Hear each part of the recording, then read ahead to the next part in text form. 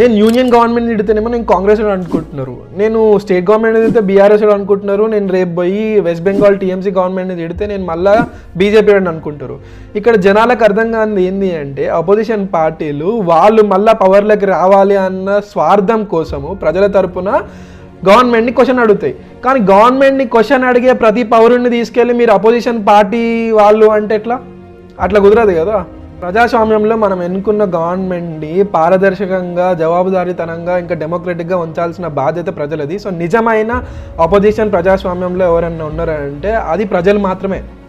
మన దేశంలో చాలామంది పౌరులు ఏం చేస్తున్నారంటే వాళ్ళు ఏదో పార్టీ కోసం బట్టలు నింపుకొని ఆ పార్టీకి ఫ్యాన్లు అయిపోయి ఆ పార్టీ గవర్నమెంట్లు ఉంటే ఆ పార్టీకి ఎదురు చెప్పేటోళ్ళందరినీ అపోజిషన్ పార్టీ వాళ్ళు అని చెప్పి తిడుతున్నారు.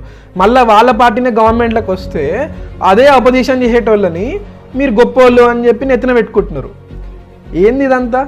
మన దేశంలో ప్రజలే